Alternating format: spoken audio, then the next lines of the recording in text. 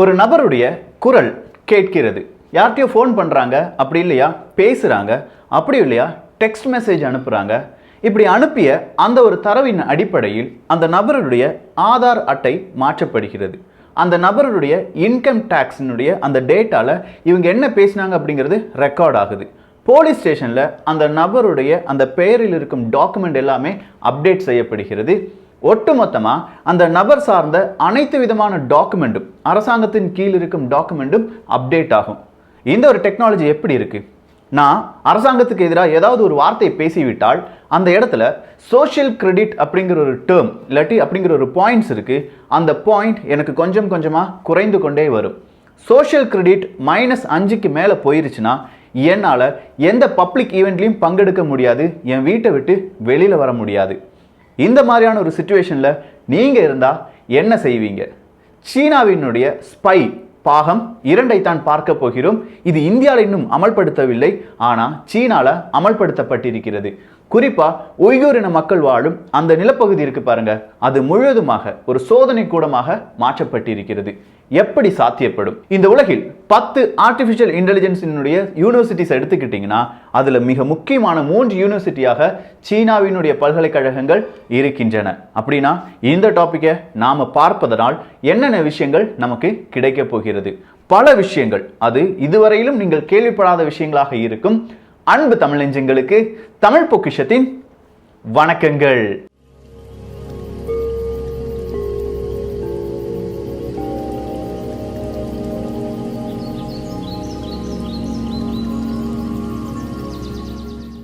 விலாதி villain அப்படிங்கிற ஒரு பிளேலிஸ்ட்டை create பண்ணோம். அதுக்கு கீழே வந்த கமெண்ட்ஸ் என்னன்னா, ஆனால் நீங்கள் நிறைய விஷயங்கள் பார்ட் 2 போடுறேன்னு சொன்னீங்க, இல்லாட்டி பார்ட் 3 பார்ட் 5 இப்படி போடுறேன்னு சொன்னீங்க. அந்த பார்ட்லாம் கொஞ்சம் கம்ப்ளீட் பண்ணிட்டு அடுத்த ஒரு எபிசோட தொடங்குங்க அப்படின்னு சொல்லியிருந்தாங்க.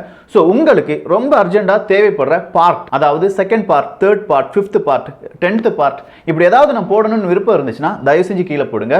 குறிப்பாக இந்த மொசாட், அனுநாக்கி இந்த பார்ட்டெல்லாம் ஆல்ரெடி முடிஞ்சிருச்சு. நம்ம எக்ஸ்ட்ராவாக அதை செஞ்சுக்கிட்டே இருக்கோம். ஸோ அடுத்த பார்ட்டில் நமக்கு டேட்டா கிடைக்க தான் அது வேறொரு எபிசோடாகவே போட முடியும். ஸோ அந்த மாதிரி ஒரு 10 பாகத்திற்கு மேலே போன பார்ட்ஸ் எதை பற்றியும் கேட்காதீங்க. இப்போ அர்ஜென்ட்டாக என்ன தேவைப்படுகிறது? இந்த உலகில் நடக்கக்கூடிய சில விஷயங்களை பற்றி புரிந்து கொள்வதற்காக இந்த பாகம் கிடைத்தால் நல்லா இருக்கும் அப்படின்னு சொல்கிற விஷயத்தை மட்டும் நீங்கள் கீழே கருத்துக்களாக பதிவு செய்யலாம். ஸோ இப்போ நம்ம பார்க்க போகிறது சீனாவினுடைய உளவு அமைப்புகளுடைய பாகம் 2. இந்த உளவு அமைப்பு அப்படின்னு சொல்லும்போது ஜிஎஸ்டி அப்படிங்கிற ஒரு அமைப்பை பற்றி பார்த்தோம். அதாவது ஜெனரல் ஸ்டாஃப் டிபார்ட்மெண்ட். இந்த ஜெனரல் ஸ்டாஃப் டிபார்ட்மெண்ட் ஜிஎஸ்டி அப்படிங்கிற அமைப்பு தான் இணையதளத்தில் இருக்கும் எல்லா டேட்டாவையும் சீனாவுக்கு ஆதரவாக, சீனாவின் அரசுக்கு ஆதரவாக மாற்றி கொடுக்கின்றன, இல்லாட்டி அவங்களுக்காக உளவு அமைப்பை வேலை செய்கின்றன. ஸோ இந்த உளவு அமைப்பு ஜிஎஸ்டி அப்படிங்கிற அமைப்பு பல பாகங்களாக பிரிக்கப்படுகிறது. 2PLA, 3PLA, 4th warfare, psychological warfare, இந்த மாதிரி பல பாகங்களை உள்ளடக்கி இருக்கிறது. ஸோ இந்த மாதிரியான பாகங்களுக்கு மத்தியில் ஒரே ஒரு வார்த்தையை எப்போதுமே ஜி ஜின்பிங் அவர்கள் சொல்வார்கள். அது என்னன்னா ஷார்ப் ஐஸ் அப்படிங்கிறது தான். பழைய ஹிஸ்டரி எடுத்தாலும் சரி, இல்லாட்டி இப்போ நடக்க போற சில விஷயங்களாக இருக்கட்டும், எல்லாத்துக்குமே சீனாவினுடைய அதிபர் சொல்ற ஒரே ஒரு வார்த்தை ஷார்ப் ஐஸ். அது என்ன ஷார்ப் ஐஸ்? வேற எதுவுமே கிடையாது. சீன மக்களை கண்காணிக்கக்கூடிய இந்த சிசிடிவி அப்படின்னு சொல்றோம் பாருங்க, இதை தான் ஷார்ப் ஐஸ் அப்படின்னு சொல்றாங்க. ஷார்ப் ஐஸ் ப்ராஜெக்ட் சீனான்னு சொல்லி அடிச்சு பாருங்க, உங்களுக்கு பல தகவல்கள் கிடைக்கும். ஸோ ஒரு சிசிடிவியை வச்சு இவங்களை கண்ட்ரோல் பண்ண முடியுமா? ஒரு மனிதரை கண்ட்ரோல் பண்ண முடியுமா? நான் ஃபர்ஸ்ட் இன்ட்ரடக்ஷன் சொன்ன அந்த ஒரு மேட்டர் உங்க மைண்ட்லேயே இருக்கட்டும். ஏன்னா நிறைய விஷயங்கள் இப்போது நிகழ்காலமாக நடந்து கொண்டிருப்பதை உங்களால் உணர முடியும். சிசிடிவி வச்சு எப்படிலாம் கண்ட்ரோல் பண்ணாங்க அப்படின்னு கேட்டிங்கன்னா, ஒரு செய்தியை நீங்கள் வாசிச்சிருப்பீங்க. கொரோனா வைரஸ் சீனாவில் உகான் என்கிற மாகாணத்தில் பரவி வருகிறது. ஒரு வீட்டை விட்டு ஒரு மனிதர் வெளியில் இறங்க வேண்டும் என்றால் அவங்க QR கோடை ஸ்கேன் பண்ண வேண்டும். அப்படி QR கோடை ஸ்கேன் பண்ணும்போது அவங்களுடைய கலர் கோட் என்பது மாறும். அதாவது கிரே, ஆரஞ்சு, ரெட், இந்த மாதிரி 3 கலர் கோடாக மாறுவதற்கான வாய்ப்புகள் இருக்கு. ரெட் கலர் கோடு இருக்கும் நபர்கள் வெளியிலே வரக்கூடாது அப்படின்னு சொல்லியிருந்தாங்க. அது எப்படி இவங்க கண்காணிக்கிறாங்க? எதுவுமே கிடையாதுங்க. இதுக்கு பின்னாடி ஃபுல்லா ஆர்டிஃபிஷியல் இன்டெலிஜென்ஸ் தான். இந்த ஆர்டிஃபிஷியல் இன்டெலிஜென்ஸ் அப்படின்னு சொல்லும்போது நம்ம நினைக்கிற மாதிரியான சிசிடிவி கிடையாது. இந்த சிசிடிவி கிடைக்கிற அந்த ஃபுட்டேஜை எடுத்து அதை ப்ராசஸ் பண்றதுக்கு அல்கோரிதம்ஸ் அப்படிங்கிறது இருக்கு. இந்த அல்கோரிதம்ஸ் நிறைய பேட்டர்னை உள்ளடக்கியதாக இருக்கிறது. இந்த பேட்டர்ன், அல்கோரிதம்ஸ் அப்படிலாம் சொல்லும்போது நிறைய பேருக்கு கன்ஃபியூஷன் வரலாம். சிம்பிளா நான் சொல்றேன். ஒரு நபர் அவருடைய முன்வாசலிலிருந்து புறப்பட்டு செல்கிறார் அப்படிங்கிறத சீன அரசு அதிகாரிகள் பார்க்கிறார்கள். அதே நபர் அவருடைய பின்வாசல் இருந்து, அவங்க வீட்டுல பின்வாசல் இருக்கு, அதிலிருந்து புறப்பட்டு செல்கிறார் அப்படின்னு சொல்லும்போது அவருடைய பேட்டர்ன்ல, அந்த நபருடைய வாழ்க்கை பேட்டர்ன்ல ஏதோ விதமான வித்தியாசம் இருக்கு. சோ அந்த நபரை கண்காணியுங்கள் அப்படிங்கிற ஒரு எச்சரிக்கை அங்கே அனுப்பப்படும். இதெல்லாம் ப்ராசஸ் பண்றது கம்ப்யூட்டர் தான். இதை நான் ஏன் இப்படி சொல்றேன்னா, உய்கூரின மக்கள் இருக்காங்க பாருங்க, அவங்களும் வீசாட்டை பயன்படுத்தலாம். ஆனா அந்த வீசாட்ல இருந்து ஒரு மசூதிக்காக சின்னதா ஏதாவது நன்கொடை கொடுக்கிறார்கள் என்றால், அப்படி யார் நன்கொடை கொடுத்தார்களோ அவர்களை இந்த சீன அரசு அதிகாரிகள் கண்காணிக்க ஆரம்பிப்பார்கள். இவ்வளவுதான் விஷயம் செஞ்சிருக்காங்களா அப்படின்னு பார்த்தா கிடையாது. ஒரு வீட்டில் இரவு 10 மணிக்கு, அது ஒரு பேட்டர்ன், இரவு 10லிருந்து 11 மணிக்குள்ள அவங்க வீட்டு லைட் எல்லாமே ஆஃப் ஆயிரும். ஸோ இந்த பேட்டர்ன்ல திடீர்னு ஒரு சேஞ்ச் வருது, அந்த வீட்டில் 12 மணிக்கு மேல லைட் எரிஞ்சிட்டு இருக்கு அப்படின்னு சொன்னா, இந்த பேட்டர்ன்ல சின்னதா டிஸ்டர்பன்ஸ் வந்துருச்சு அப்படின்னு சொல்லி சீன அரசு அதிகாரிகளுக்கு ஒரு எச்சரிக்கையை இந்த மாதிரியான சாஃப்ட்வேர் அனுப்பும். ஸோ அந்த வீட்டில் என்ன நடக்கு, ஏன் 12 மணிக்கு மேல அவங்க லைட் போட்டிருந்தாங்க, அப்படின்னா அவங்க வீட்டில் யாரெல்லாம் வந்திருக்காங்க, இந்த மாதிரியான இன்வெஸ்டிகேஷன்ல சீன அரசு அதிகாரிகள் ஈடுபடுவார்கள். இன்னைக்கு நான் சீனான்னு சொல்றது எல்லாமே நாளைக்கு இந்த உலகம் முழுவதும் வருவதற்கான வாய்ப்புகள் இருக்கிறது. கொஞ்சம் கண்ணை மூடி ஒரு 5 நிமிஷம் யோசிச்சு பாருங்க. இப்போ நான் சொல்ற எல்லா விஷயங்களும் ஒரு 2030-35 இந்த வருடத்திற்குள் எல்லா நாடுகளிலும் அமல்படுத்தப்படும். உங்களுக்கு நம்பிக்கை இல்லாம இருக்கலாம். அமேசான் கேமரா, செக்யூரிட்டி கேமரா அப்படின்னு ஒன்று இருக்குங்க. அதாவது அமெரிக்க வீடுகள்லாம் நீங்க போனீங்கன்னா அவங்களுடைய டோர் இருக்கு பாருங்க, வாசல் கதவு, அந்த கதவை ஒரு கேமரா தான் கண்காணித்து கொண்டு இருக்கும். அந்த கேமரால வெளியில நிற்பது யார், அவங்க வீட்டுக்கு தேவையானவர்களா இல்லையா, இல்லாட்டி அவங்க கூட நம்ம நேரடியாக உரையாடல் செய்யலாம், கதவு திறக்காமலே உரையாடல் செய்யலாம். ஸோ இந்த மாதிரியான கேமரா ஃபுட்டேஜை அமெரிக்காவினுடைய காவல்துறை அதிகாரிகள் அந்த வீட்டு ஓனர் இருக்காங்க பாருங்க, அவங்களுக்கு தெரியாமையே அவங்க பார்த்து கொண்டிருந்தார்கள் அப்படிங்கிற ஒரு செய்தி தீயா பரவியது. அப்படி தீயா பரவிய உடனே அமெரிக்க அதிகாரிகள் சொல்றாங்க, உண்மைதான், நாங்கள் அதை கண்காணித்து கொண்டிருக்கிறோம், இதனால் யாரும் பயப்பட வேண்டாம், உண்மையாக குற்றங்கள் எங்கே நடைபெறுகிறது அப்படிங்கிறத பார்ப்பதற்காகத்தான் இதெல்லாம் நாங்கள் பயன்படுத்துகிறோம் அப்படின்னு சொல்றாங்க. ஸோ மக்களுக்கும் பிரச்சனை ஒன்றும் கிடையாது. அமெரிக்கா இந்த அமேசான் செக்யூரிட்டி கேமராவை வேவு பார்க்கும்போது உலக நாடுகள் இதே மாதிரியான ஒரு செக்யூரிட்டி சிஸ்டத்தை ஏன் கையாள கூடாது, அப்படின்னா சீனா கையாள்கிறது அப்படின்னு சொல்றியே, இதெல்லாம் எப்படி நம்புறது? நான் சொல்ற விஷயங்களை நீங்க நம்ப வேண்டாம், ஆனா தேடி பாருங்கன்னு சொல்றேன். சோ ஒரே ஒரு விஷயத்தை நீங்க தேடி பார்க்க வேண்டியது சிட்டி பிரைன் அப்படிங்கிற ஒரு ப்ராஜெக்ட் தான். இந்த சிட்டி பிரைன் அப்படிங்கிற ப்ராஜெக்டை யார் உருவாக்கினார்கள் என்று கேட்டால் அலிபாபா என்கிற ஒரு நிறுவனம். அலிபாபா நிறுவனத்தை பற்றி நிறையவே தெரியும். நிறைய சைனீஸினுடைய ஜியண்ட், அமேசான், ஃப்ளிப்கார்ட், இவங்கெல்லாம் அலிபாபாவினுடைய கால் தூசிக்கு வரமாட்டாங்க அப்படின்னு சொல்லுவாங்க. ஸோ அந்த அலிபாபாவினுடைய கிளவுட் பேஸ்டு ஒரு சிஸ்டம் தான் இந்த சிட்டி பிரைன் அப்படிங்கிற ஒரு சிஸ்டம். இந்த சிட்டி பிரைன்ல கிடைக்கிற எல்லா இடங்களில் இருக்கும் தரவுகளை சிட்டி பிரைன் அப்படிங்கிற பல மல்டி சூப்பர் கம்ப்யூட்டர்ஸ்குள்ள அனுப்புவாங்க. அந்த தரவுகளை எல்லாமே ஒன்றிணைத்து அதை 3D ஸ்ட்ரக்சரா மாற்றுவாங்க. உதாரணத்துக்கு சொல்றேன், ஒரு வீடை நான் வரைந்து காண்பிக்கிறேன் அப்படின்னு சொல்லி 4 சுவர் இருக்கு அப்படின்னு சொல்லி வரைந்து மட்டும் காண்பிக்கிறேன். பல மனிதர்களுக்கும் அது புரியாது. ஆனால் நான் மறுபடியும் அதில் கொஞ்சம் டேட்டாவை ஆட் பண்ணுறேன். இந்த வீட்டில் இவ்வளோ லென்த்தாக உயரமான ஒரு சுவர் இருக்கும், இந்த மாதிரி 10க்கு 10 பெட்ரூம் இருக்கும், வாசல் கதவு தேக்கால் செய்யப்பட்டிருக்கும், தரை கிரானைட்டால் இருக்கும் அப்படின்னு சொல்லும்போது நம்ம மனசுக்குள்ள அந்த வீட்டினுடைய ஒரு பிரம்மாண்ட ஸ்ட்ரக்சர் வரும். இதே மாதிரி தான் டேட்டா அதிக அளவு கிடைக்க கிடைக்க கிடைக்க ரியல் டைமா அங்க என்ன நடைபெறுகிறது அப்படிங்கிறத நம்மால் பார்க்க முடியும்.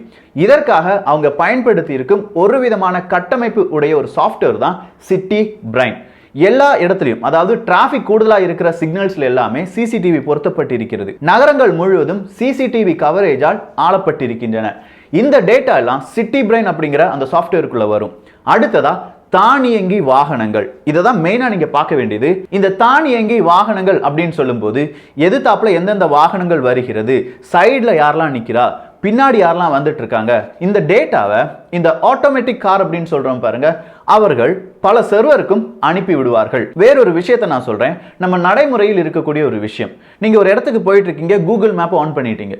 கூகுள் மேப் ஆன் பண்ண உடனே அந்த இடத்துல சொல்லுது, அந்த கூகுள் மேப் சொல்லுது, இந்த இடம் வழி போனா உனக்கு நிறைய டிராபிக் இருக்கு, இந்த ரூட்டை எடுத்துக்கோ, டிராபிக் இல்லைன்னு சொல்லி காண்பிக்கிறது. ஸோ இது எப்படி கூகுள் மேப்புக்கு தெரியும்? வேற எதுவுமே கிடையாது. உங்களை மாதிரி நிறைய நபர்கள் இந்த இடத்துல கூகுள் மேப்பை ஓபன் பண்ணி வச்சிருப்பாங்க. அப்படி இல்லையா உங்களுடைய லொகேஷனை கூகுளுக்கு ஷேர் பண்ணிட்டு இருக்காங்க ஜிபிஎஸ் வழியாக. ஸோ கூகுளுக்கு அப்படி ஷேர் பண்ணி கிடைக்கிற அந்த டேட்டாவை கியூமுலேட்டிவா கூகுள் எடுத்துட்டு எந்த இடத்துல இருந்து இந்த மாதிரி டேட்டா வருது அப்படின்னு சொல்லி பார்த்துட்டு இருக்காங்க. ஒரு இடம் பர்டிகுலரா ஒரு ஜங்ஷன், அங்க நிறைய பேர் ஒரு 3-4 பேர் ஜிபிஎஸ் ஆன் பண்ணி அந்த டேட்டாவை கூகுளுக்கு அனுப்பிட்டு இருக்காங்க. ஸோ கூகுளுக்கு தெளிவா தெரியுது 4 பேர் அந்த இடத்துல அசையாம இல்லாட்டி கொஞ்சம் கொஞ்சமா அசைந்து செஞ்சு கொண்டிருக்கிறார்கள். ஸோ அங்க ஏதோ டிராபிக் இருக்கு. ஸோ 5ஆவதா வேறொரு மனிதர் வரும்போது கூகுள் அவனுக்கு ஒரு இன்ஃபர்மேஷனை கொடுக்குது, ஆல்ரெடி அங்க நிறைய டிராபிக் இருக்குப்பா, நீ வேற ரூட்டை தேர்ந்தெடுத்துக்கொள். இதே ஒரு நிலைமை தான் இந்த தானியங்கி வாகனங்கள் எல்லாமே நம்ம ரோட்ல வரும்போது நடக்கக்கூடிய சில விஷயங்கள். இதற்காக யாரும் பயப்பட வேண்டாம், இதை நீங்க தெரிந்து கொள்ளுங்கள் அப்படின்னு மட்டும் தான் நான் சொல்றேன். 2035க்குள்ள நம்ம பார்க்காத ஒரு உலகத்தை பார்ப்போம். அப்படிப்பட்ட உலகத்தில் நாம் எப்படி வாழப் போகிறோம் அப்படிங்கிறத சின்னதா ஒரு ட்ரைலர் போட்டு காண்பிக்கிறேன், அவ்வளவுதான். ஸோ சிசிடிவியை கொண்டு வந்துட்டாங்க, நிறைய இடத்துல தானியங்கி கேமராக்கள் தனியாக வேலை செய்கின்றன. ஸோ இந்த டேட்டாவெல்லாம் சிட்டி பிரெயின் அப்படிங்கிற கம்ப்யூட்டர் அனலைஸ் பண்ணி எந்த ஒரு மனிதன் எங்கே இருக்கிறான் அப்படிங்கிறத அந்த சிட்டியினுடைய காவல்துறை அதிகாரிகளுக்கு சொல்லிக்கொண்டே இருப்பார்கள். செகண்டுக்கு செகண்ட் அந்த மனிதன் எங்கெங்க போறான் அப்படிங்கிற ஃபுல் டீடைல்ஸ் உங்களுக்கு கிடைக்கும். உதாரணத்துக்கு நீங்க ஒரு கடையில போய் கிரெடிட் கார்டை ஸ்வைப் பண்றீங்கன்னா அந்த மனிதன் இந்த கடைக்குள் இருக்கிறான் அப்படிங்கிறது அந்த காவல்துறை அதிகாரிகளுக்கு தெரியும். உங்க கையில போட்டிருக்கிறது ஸ்மார்ட் வாட்ச் ஆயிருக்கும், அந்த வாட்ச் எந்தெந்த இடங்களில் நகர்ந்து கொண்டிருக்கிறது அந்த டேட்டாவும் அவனுக்கு கிடைக்கும். உங்க பாக்கெட்ல இருக்கிறது ஸ்மார்ட் டிவைஸ் மொபைல் போனா இருக்கும், ஸோ அந்த மொபைல் போன் சிக்னலும் அவங்களுக்கு கிடைக்கும். இதே மாதிரி எல்லாமே ஸ்மார்ட்டாக மாறி வருகிறது. சொல்ல போனா ஸ்மார்ட் டயப்பர் வந்துருச்சு. குழந்தைகள் சுச்சு போயிட்டாங்களா, 2 பாத்ரூம் போயிட்டாங்களா, அதை ஸ்மார்ட்டா எப்படி கண்டுபிடிக்கலாம் அப்படிங்கிற டயப்பர் வர இப்போது வந்து விட்டது. இதே மாதிரி எல்லாமே ஸ்மார்ட்டாக மாறும்போது அந்த டேட்டா எல்லாமே இவங்களுக்கு கிடைக்குது. ஸோ இந்த டேட்டாவை பயன்படுத்தி தான் அவங்க ஒவ்வொரு மனிதர்களையும் கண்டுபிடித்து வருகிறார்கள். ஃபேஷியல் ரெகக்னைசேஷன் இதுதான் ஆர்டிஃபிஷியல் இன்டெலிஜென்ஸ்ல மிக முக்கியமான ஒரு பகுதி அப்படின்னு சொல்லலாம். இமேஜ் ப்ராசஸிங்க்கு கீழே வரக்கூடிய ஒரு பகுதி. ஸோ ஃபேஷியல் ரெகக்னேஷன் வழியாக ஒரு மனிதன் எந்த இடத்துல இருக்கான் அப்படின்னு கண்டுபிடிச்சிட்டோம்னா அந்த மனிதனுடைய ஒரு நேஷனல் ஐடி சிஸ்டம் இருக்கும். நம்முடைய ஆதார் கார்டுனே வச்சுக்கோங்களேன், இந்த ஃபேஸுக்கும் இந்த ஆதார் கார்டில் இருக்கிற டேட்டா பேஸுக்கும் ஏதாவது லிங்கிங் இருக்கா அப்படிங்கிறத ஒரு செகண்ட்ல சூப்பர் கம்ப்யூட்டர் கண்டுபிடிச்சு தந்துடும். ஸோ அந்த மனிதன் என்னென்ன செய்கிறான், அவனுடைய சோஷியல் கிரெடிட் ஸ்கோர், இங்கே தான் மெயினான சில விஷயங்கள் விளையாட போகிறது. சோஷியல் கிரெடிட் ஸ்கோர் அப்படிங்கிற ஒரு டேர்முக்கு நம்மலாம் வந்து கொண்டு இருக்கிறோம். இந்த சொசைட்டிக்கு ஆளும் அரசாங்கத்துக்கு எதிராக இவன் நல்லது செய்கிறானா தீமை செய்கிறானா, இவனுடைய டெக்ஸ்ட் மெசேஜ் என்ன சொல்கிறது, இவனுடைய ஃபேஸ்புக் பேஜில் இருக்கிற அந்த போஸ்ட் என்ன சொல்லுது, இவனுடைய ட்வீட் என்ன சொல்லுது, இதெல்லாமே கண்காணிக்கக்கூடிய ஒரு விதமான அல்கோரிதம்ஸை இப்போ யார் கிரியேட் பண்ணி முடிச்சிட்டாங்க, சீனா கிரியேட் பண்ணி முடிச்சிட்டாங்க. உய்குரின மக்கள் அவங்களுடைய மொபைல் போனை மண்ணுக்கடியில் புதைத்து வைப்பார்கள். அதே மாதிரி அவங்களுடைய மெமரி கார்டை உடைச்சி அதை தீ எரிச்சிடுவாங்களாம். ஏன்னு கேட்டா இதற்குள்ள வேறு விதமான வைரஸை பரப்பி விட்டிருக்கிறார்கள் சீனர்கள், நமக்கே தெரியாது. உதாரணத்துக்கு எம்ஐ ஃபோன் வாங்குறீங்க, இல்லாட்டி வேற ஏதாவது மொபைல் ஃபோன், சீனாவினுடைய மொபைல் ஃபோன் வாங்குறீங்க, பை டிஃபால்ட் அங்கே கொஞ்சம் அப்ளிகேஷன்ஸ் இருப்பதை நீங்கள் பார்த்திருப்பீர்கள். அதே மாதிரி சில விதமான ப்ராசஸை இந்த ஆண்ட்ராய்டு ஆப்ரேட்டிங் சிஸ்டத்துக்கு கீழே இந்த மொபைல் கம்பெனி மொபைல் நிறுவனங்கள் சேர்த்து வைத்து விடும். இப்படித்தான் உய்குரின மக்களுக்கும் இந்த மாதிரியான அப்ளிகேஷன்ஸ் செலுத்தப்படுகிறது. அந்த அப்ளிகேஷன் என்ன செய்யும்னா அரபிக் வார்த்தையை அந்த மொபைல் போன்ல எங்கேயாவது பார்த்தார்கள் என்றால் உடனே மெசேஜ் போகும். சப்போஸ் நீ ஏதாவது துவா செய்யவா அப்படின்னு சொல்லி ஒரு மெசேஜ் அனுப்பியிருந்தாலோ இல்ல மசூதி சம்பந்தமான புகைப்படத்தை நீங்கள் அனுப்பினீர்கள் என்றால் நிச்சயமா உங்களை வேறொரு இடத்துக்கு கொண்டு போயிருவாங்க. அந்த இடத்துல உங்களுக்கு பலவிதமான ட்ரீட்மெண்ட் கொடுப்பாங்க. உய்குரின மக்கள் தனியான ஒரு கேம்ப்ல அடைத்து வைக்கப்பட்டிருக்கிறார்கள் அப்படிங்கிற செய்தியெல்லாம் நம்ம பார்த்திருக்கோம். இதுக்கெல்லாம் மூல காரணம் அவங்க முழுவதுமாக இப்போது சோதனை எலிகளாக இந்த சிட்டி பிரெயின் அப்படிங்கிற ப்ராஜெக்டின் அடிமைகளாக மாற்றப்பட்டிருக்கிறார்கள். நமக்கு இன்னும் இதுல நம்பிக்கை வர வேண்டும் என்றால் டியான்ஜி அப்படிங்கிற ஒரு ப்ராஜெக்ட் பத்தி தெரிந்து கொள்ளுங்கள். சுமார் 1,20,000 பேர் 2,700க்கும் மேற்பட்ட அகாடமிக் இன்ஸ்டிடியூட் ப்ராஜெக்ட் டியான்ஜிக்காக வேலை செய்கிறார்கள். 55 நாடுகளில் இருக்கக்கூடிய டேட்டா சயின்டிஸ்ட் இந்த ஒரு ப்ராஜெக்டுக்காக உழைத்து கொண்டிருக்கிறார்கள்.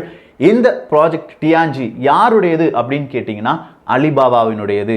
ஸோ அலிபாபாவை பொறுத்த வரைக்கும் ஆர்டிஃபிஷியல் இன்டெலிஜென்ஸ்ல சீனா நம்பர் 1 நாடாக மாற வேண்டும். இதற்காக அலிபாபாவுக்கும் சீன அரசாங்கத்திற்கும் நிறையவே தொடர்பு இருக்கிறது. எவன் ஒருவன் இன்னும் 2 இல்லாட்டி 5 ஆண்டுக்குள் ஆர்டிஃபிஷியல் இன்டெலிஜென்ஸை கரெக்டா செயல்முறைப்படுத்துகிறானோ அவனுடைய நாட்டில் எந்த பிரச்சனையும் வராது. எதிரி நாட்டில் என்னென்ன நடைபெறுகிறது, எந்த இடத்துல ஆயுதம் இருக்கு, இது ஃபுல் டீடைல்ஸும் இந்த ஆர்டிஃபிஷியல் இன்டெலிஜென்ஸை கரெக்டாக ஹேண்டில் பண்றதுனால தெரிந்து கொள்ள முடியும். அவன் மீதம் இருக்கும் நாடுகளை கண்ட்ரோல் பண்ண முடியும். ஸோ ஆர்டிஃபிஷியல் இன்டெலிஜென்ஸில் அமெரிக்கா ஒரு படி மேலே போயிட்டே இருந்தாலும் சீனா 10 படி மேலே போயிட்டு இருப்பதை நம்மால் உதாசீனப்படுத்த முடியாது. அப்படிலாம் சொன்னால் ஈஸியாக நம்ப மாட்டோம். ப்ரூஃப் ஏதாவது இருக்கா அப்படின்னு கேட்டிங்கன்னா எத்தியோப்பியா நாட்டுக்கு மட்டுமே இந்த சிட்டி பிரெயினுடைய மிக முக்கியமான கோர் ப்ராஜெக்டை இன்ஸ்டால் பண்ணியிருக்காங்க சீனர்கள். மலேசியால கோலாலம்பூர் அப்படிங்கிற அந்த மிக முக்கியமான நகரத்தில் இந்த சிட்டி பிரெயினுடைய ஒரு சாம்பிள் ப்ராஜெக்ட் இப்போதும் ரன் ஆயிட்டு தான் இருக்கு. எத்தியோப்பியா மட்டும் கிடையாது, கென்யா, உகாண்டா, மொரீஷியஸ் இந்த நாடுகள் எல்லாமே சீனாவினுடைய சர்வைலன்ஸ் சிஸ்டம், அதாவது சீனாவினுடைய கண்காணிப்பு நெட்வொர்க்கை தான் பயன்படுத்தி வருகிறார்கள். இது எல்லாமே பெல்ட் அண்ட் ரோட் இனிஷியேட்டிவ் வழியாக உங்களுக்கு நாங்கள் உதவுகிறோம், உள்கட்டமைப்பை செய்து தருகிறோம் அப்படின்னு சொல்லி சீனா வாக்குறுதி கொடுக்குறாங்க பாருங்க. அந்த வாக்குறுதியின் வழியாக செயல்படுத்தப்படுகின்றன. பலருக்கும் தெரியாமலேயே இருக்கிறது. சோ ஏசியா, யூரோப், ஆப்பிரிக்கா இந்த இடங்களில் மட்டும் கிடையாது, லத்தீன் அமெரிக்க நாடுகளிலும் சீனாவினுடைய நெட்வொர்க் தான், இந்த ஸ்பை நெட்வொர்க் தான் மிகப்பெரிய அளவில் பயன்படுத்தப்படுகிறது. உதாரணத்துக்கு சொல்றேன், ஈக்வடார் அப்படிங்கிற நாடு மட்டுமே $240 மில்லியன் அளவுக்கான கண்காணிப்பு உபகரணங்களை சீனாவிடம் இருந்து வாங்கி இருக்கிறது. பொலிவியா அப்படிங்கிற நாடும் சீனாவினுடைய மிக முக்கியமான சர்வைலன்ஸ் நெட்வொர்க் அவங்க நாட்டில் இன்ஸ்டால் பண்ணியிருக்காங்க. வெனிசுலா அவங்களுடைய நேஷனல் ஐடி சிஸ்டம் அப்படிங்கிற சிஸ்டத்தை சீனாவிடம் இருந்து வாங்கி இருக்கிறார்கள். ஸ்ரீலங்கால ஹம்பந்தோட்டா அப்படிங்கிற துறைமுகமும் இதே மாதிரி ஆர்டிபிஷியல் இன்டெலிஜென்ஸ் டெக்னாலஜி வழியாக கண்காணிக்கப்படுகிறது. இன்னும் பல பல உதாரணங்கள் ப்ரூஃபாக நம்மிடம் இருக்கிறது. சரி, இதெல்லாம் எங்க போய் முடியும் அப்படின்னு கேட்டா நிச்சயமா இது முடிவதற்கான வாய்ப்புகள் இல்லை. இது இப்போதுதான் தொடங்கி இருக்கிறது. பார்க்கலாம் இதை பற்றி நீங்க எவ்வளவு புரிந்திருக்கிறீர்கள். இந்த ஒரு டாபிக் உங்களுக்கு இன்ட்ரெஸ்டிங்கா இருந்ததா? உங்களுடைய கருத்துக்களை இங்கே பதிவு செய்யுங்கள். நிறைய மனிதர்களுக்கு இதை கொஞ்சம் ஃபார்வர்ட் பண்ணீங்கன்னா வரக்கூடிய மாணவர்கள், இளைஞர்கள், விஞ்ஞானிகள் நம்ம நாட்டுக்கு எந்த மாதிரியான கண்டுபிடிப்பு தேவைப்படுகிறது, சீனால சிட்டி பிரைனா என்ன, இதெல்லாம் பத்தி தெரிந்து கொள்வார்கள். அதுல மிக முக்கியமான நன்மைகள் நம்முடைய மாணவர்களுக்கு கிடைப்பதற்கான வாய்ப்புகள் இருக்கு. அந்த வாய்ப்பை நாம் தான் ஏற்படுத்தி கொடுக்க வேண்டும். இதை பற்றிய உங்களுடைய கருத்துக்கள் இங்கே வரவேற்கப்படுகின்றன. எல்லோரும் தமிழ் பொக்கிஷத்தில் இணைந்திருங்கள். தமிழ் பொக்கிஷம் சேனலை சப்ஸ்கிரைப் செய்யாத தோழர்கள், தோழிகள் தயவுசெய்து சப்ஸ்கிரைப் பண்ணிக்கோங்க. நல்லதை பகிர்ந்து நல்ல சமுதாயத்தை உருவாக்குவோம். நன்றி, வணக்கம்.